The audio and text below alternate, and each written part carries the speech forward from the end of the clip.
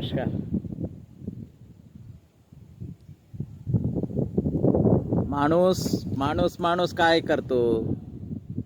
अरे माणूस म्हणायच्या लायकीचा तरी तू आहे का? बाजीराव नाना मेरी तुंबडी भर देना. स्वतःच्या तुंबडी भरण्यातच जन्मोजन्मी तुझं जीवन वाया घालवतोय. तुला कळतं तरी का देव म्हणजे काय? देव आहे की नाही आहे?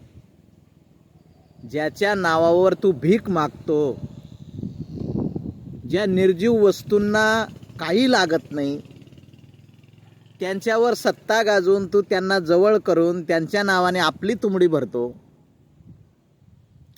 समोरच्यांना काही कळत नाही म्हणून काही भूलथापा देतो आणि आपली तुंबडी भरतो. तुला परमार्थ तरी काय माहिती आहे का? तुला खरी भक्ती तरी काय माहिती आहे का? अरे तुला देव तरी काय माहिती आहे का? देव आहे का? उथळ पाण्याला खळखळाट फार थोडं काही कुठून तरी वाचून घेतो, कुठून तरी ऐकून घेतो, कुठं तरी बसून माझीच तुंबडी कशी भरेल असं चिंतन करून घेतो.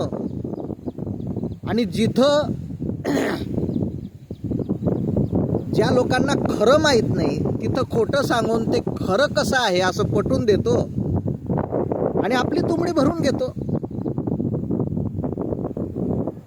परमार्थ हा काही करायचा विषय, भक्ती ही काही दाखवायचा विषय, देव हा काही शोधायचा विषय. अरे लाजा वाटल्या पाहिजेत की आज ज्या काळी जशाप्रमाणे भक्ती होती त्या काळी त्या भक्तीचा अर्थ तसा सांगितला जायचा. आज केवळ अज्ञानाचा फायदा घेऊन तुझं ते स्वतःच्या फायद्यात्मक जे काही विचार आहेत ते विचार वापरतो. देव म्हणजे तरी काय कळतं का तुला? काय देव म्हणजे काय? अरे देव अशी कोणती वस्तूच नाही, देव असा कोणता पदार्थच नाही, देव असा कोणता घटकच नाही, देव असा कोणती व्यक्ती नाही की जिला तू मंदिरात पॅक करतो. देवाची व्याख्या करायला गेलं तर दिव्यता या धातूपासून देव हा शब्द तयार झालेला आहे. मग आता दिव्यता ही तुझ्याकडे असेल तर तुला कळेल ना. शास्त्रीय सिद्धांत असा आहे की जोपर्यंत आपल्यात नाही तोपर्यंत आपण बाहेर तिला व्यक्त करू शकत नाही, तिला नाव देऊ शकत नाही. समोरचं हे निंबाचं झाड आहे याचं ज्ञान अगोदर मला आहे म्हणून मी त्याला निंबाचं झाड म्हणतो की नाही. याच्या अगोदर मला ते कोणीतरी सांगितलेलं आहे, कोणीतरी जगमान्यता त्याला पावलेली आहे म्हणून मी त्याला नाव देतो. तशा प्रकारे देव हा शब्द फक्त मान्यता पावलेला शब्द आहे. देव हा कोणता आकार नाही, देव हा कोणता उकार नाही, देव हा कोणता रकार नाही. अव्यक्त निराकार नाही जे आकार, अशा प्रकारचा तो देव आहे. काय येडं बनवतो लोकांना? अरे खरं खरं सांग, संतांनी जे शोधायला लावलं, संतांनी जे तुला बोध करून दिला तेवढं तर सांग. एकाकडे बोध घेतो, एकाकडे संत रज डोक्यावर घेतो आणि जेव्हा आपली तुंबडी भरायची असते त्यावेळेस संतांना बाजूला ठेवतो. लबाड मानवा. खूप लोक जमवलेत म्हणजे मोठा महाराज झाला का तू? अरे लोक अज्ञानी आहेत. ज्यांना जसं सांगितलं ते भोळे आहेत. बाबा म्हणतात लोक हे सोन्यासारखे पिवळे आहेत, त्यांना काहीच माहित नाही बिचाऱ्यांना. पण जिथं अज्ञान आहे तिथं तुझा माल खपवतो. ज्या ठिकाणी जशी गरज आहे तसं सांग ना. सृष्टी निर्माण झाली असेल, जगमान्यता पावली असेल, जे जे व्यक्त करायचं असेल ते साधन म्हणून शब्द तयार झाला तर का शब्दाचा उपयोग तू कसाही करशील का? शब्दकोटी करून तुका चांगल्या चांगल्यांना प्रमाण टाकशील का? लोकांना खरं काय ते सांग. भक्ती ही काय दाखवायची आहे का? मोठ्या रुंड माळा गळ्यात टाकल्या, मोठा भस्मलेप लावला, काहीतरी अंगावर पट्टे घेतलेत, उघडा बंब पंचा नेसून मोठ्या शेजेवर बसला म्हणजे तू काय खूप मोठा देवापेक्षा मोठा लागून गेला का? अरे दिव्य शक्ती जी आहे तीच देव आहे. आणि ही दिव्य शक्ती ऐकणाऱ्यामध्ये बी आहे आणि सांगणाऱ्यामध्ये बी आहे. चराचर सृष्टीत ती व्याप्त आहे. आणि त्या चराचर सृष्टीत जी शक्ती व्याप्त आहे ती अव्यक्त आहे. तिला तू कुठंतरी बांधण्याचा का प्रयत्न करतो? केवळ आपलं नाव चालावं म्हणून मोठमोठे मंदिरं बांधतो. मला एक सांग, जी माती आणली तिने कधी विचारलं तुला मला कुठं घेऊन चालला? ज्या दगड चुना विटा आणल्यात त्यांनी कधी विचारलं तुला मला कुठं घेऊन चाललात? मग तुला विचारावं कुठं लागतं? जिथं तुझं चालत नाही तिथं. मंदिर बांधणाऱ्या मजुरांना विचारावं लागतं तुला, कारण की त्यांना तुला ओढून आणता येत नाही. त्याला मजुरी द्यावी लागते, त्यांचे मन सांभाळावे लागतात, त्यांना काय ते पुरवावं लागतं आणि मग ते येऊन मंदिरं बांधतात. मंदिरं बांधायला मंदिराच्या नावावर तुझी तुंबडी भरायला पैसा लागतो म्हणून तू देवाच्या नावावर भीक मागतो. वर्गणीच्या नावावर स्वतःचं त्या ठिकाणी कुठंतरी आशा असते की मंदिर झालं तर माझं नाव चालेल. अरे पद पैसा प्रतिष्ठेसाठी अख्खं जीवन घालवतो येड्या. कुठंतरी कोपऱ्यात बसून चिंतन कर की जिथं हे सर्व करणारं लबाड शरीर तेच नाही तर देवाची कुठं पडलेली. हे शरीर नाशिवंत आहे असं आपण सरळ म्हणतो, पण नाशिवंत शरीरच नाही, सृष्टीतली सर्व वस्तू नाशिवंत आहे. का नाशिवंत आहे? कारण की तिचा वर्गक्रम असा आहे की ती कोणत्याच मूळ स्वरूपात स्थिर राहत नाही.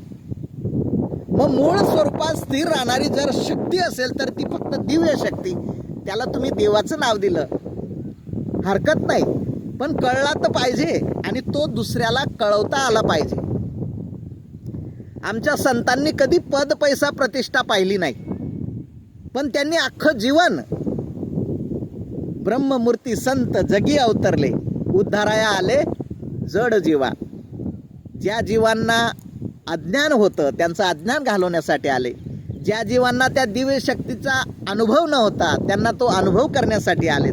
ज्या जीवांना आपल्या या चराचर सृष्टीतून संसार भवसागरातून जे दुःख होतं ते दुःख काढण्यासाठी ते आलेत. येड्या, तू भक्तीच्या नावावर, परमार्थाच्या नावावर आणि आपली पद पैसा प्रतिष्ठा टिकावी यासाठी तुझंही नुकसान करतो आहे आणि समोरच्याचंही नुकसान करतो आहे. मला हे म्हणायचं नाही की तुला अन्न वस्त्र निवारा ह्या गरजा लागतात म्हणून तुला करावं लागेल, अवश्य करावं लागेल. पण किती लागतं येड्या? वस्त्र बदलत राहतं, अन्न बदलत राहतं, निवारा हा सुद्धा काही काळाने बदलतो. मग ज्या बदलणाऱ्या वस्तू आहेत त्या किती पाठीला बांधतो रे येड्या? वांगट कुठला? अंगावर एक कपडा लागतो, कपाटाचे कपाट भरतो, कपड्यांचे. चटणी भाकर पोळीवर पोट भरतं, त्या ठिकाणी आपले विषय पोचतो, इंद्रियांचे चोचले पुरवतो.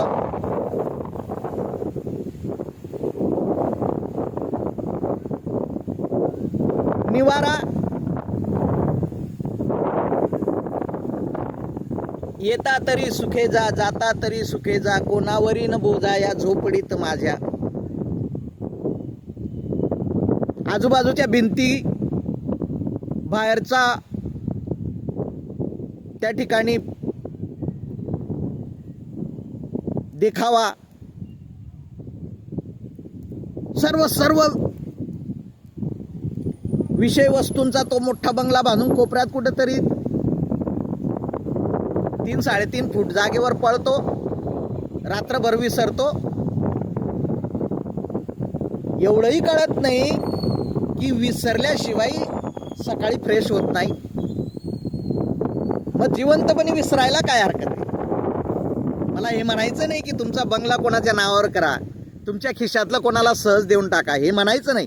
अरे पण पोटाला लागतं तर पाठीला नको बांधू ना. या पाठीला बांधण्याच्या नादामध्ये आणि स्वतःची तुंबडी भरण्याच्या नादामध्ये स्वतःलाही तू नरकाच्या खाईत घेऊन चालला येड्या, आणि जगालाही नरकाच्या खाईत घेऊन चालला. नरक म्हणजे मी दुसरं तिसरं काही नाही, अज्ञानाच्या खाईत घेऊन चालला. आणि म्हणून कुठेतरी चांगलं ज्ञान मिळव, संतांच्या पावलावर पाऊल ठेव. कीर्तन करताना तर फार बोमा मारतो, तेनेची पंथे चालू जाता न पडे गुंता कोठे काही. मग त्यांच्या पंथावर जर चालायचं आहे तर ते जसे करून गेले तसं तर कर. ते जंगलात गेले तर तू जंगलात जा असं नाही म्हणत मी, पण कमीत कमी कुठेतरी त्यागाची भूमिका, कुठेतरी वैराग्य त्या ठिकाणी आलं पाहिजे की नाही. जन्म तुझ्या हातात नव्हता, मृत्यू तुझ्या हातात नाही, मग उरलेला जो मधला काळ आहे ज्याला तू जीवन म्हणतो ते तर तुझ्या हातात आहे ना. तेवढा तर विचार कर. बा जमलं तर पा, थोडं ढाळे ढाळे पंडू सुता, थोडा विचार करा. दुसऱ्याच्या माना मुरगडण्यापेक्षा दुसऱ्याची मान सरळ कशी होईल असा प्रयत्न करा. दुसऱ्याच्या ताटातून घेण्यापेक्षा माझ्या ताटातलं दुसऱ्याच्या ताटात जाईल कसं असा प्रयत्न करा. आज ज्वलंत बरेच प्रश्न भेडसावत आहेत, बोलू कधीतरी. पण मला असं वाटतं माणसाने माणसासारखं वागणं यालाच देव ही संज्ञा आहे. कारण की नर करणी करे तो नर का नारायण हो जाए. नारायण व्हायचं आहे तर त्याने तसं कर्म केलं पाहिजे. भगवंत गीतेमध्ये अर्जुनाला समजवतात, मम वर्तमान वर्तंती ती मनुष्याः. माझ्या सांगितल्या रस्त्याने जो जाईल त्यालाच मी माणूस म्हणेल, एरवी माणसं नाहीत. जाऊ द्या, होईल हळूहळू. जय हरी, नमस्कार, गुड मॉर्निंग. आजचं मॉर्निंग वॉकचं कुठंतरी मन व्यक्त करायचं होतं, म्हणून या ठिकाणी झाडाखाली बसून निसर्गाच्या सानिध्यामध्ये स्वतःच्या शरीराला विसरून या ठिकाणी त्या दिव्य शक्तीवर चिंतन करण्याचं धाडस केलं. कुणाला राग येत असेल तर तो त्याचा तमोगुण आहे, तुम्ही सर्व मिळवतायत तो रजोगुण आहे, पण चिंतन करणं हा सत्वगुण आहे. बाकी तिन्ही गुण पण सत्यानाशाला कारणीभूत आहेत. पण दगडापेक्षा वीट मऊ म्हणून सत्वगुण महत्त्वाचा आहे. तो सत्वगुण वाढीस कसा लागेल याचा प्रयत्न करा. बाबा हो, मिळालंय शेवटची पाळी, एक मनुष्य जन्म, चुकली यावर मग फेरा पडे. ही शेवटची पाळी आहे, मिळालेली आहे. पुढचा जन्म माणसाचाच मिळेल याची काही गॅरंटी नाही, बरंच जन्म मिळेल की नाही मिळेल याची काही गॅरंटी नाही. पण संतांच्या सिद्धांताप्रमाणे केले कर्म झाले त्याची भोग आले. तुम्ही कर्म न करता थोडी मरतायत, तुम्ही कर्मातीत अवस्थेत थोडी आहेत. तुम्ही दर शब्दाला, दर पावलाला, दर क्षणाला कर्म करतायत, आणि हे कर्म कुठेतरी फेडण्यासाठी परत पुनरपि जननम पुनरपि मरणम पुनरपि जननी जठरे शयनम या ठिकाणी यावंच लागणार आहे.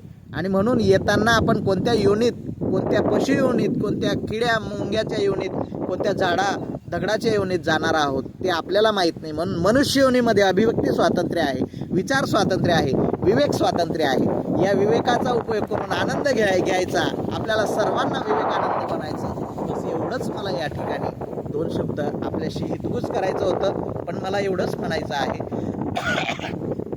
तूच आहे तुझ्या जीवनाचा शिल्पकार. विवेक वापरून आपण आपला आनंद घ्यायचा आहे.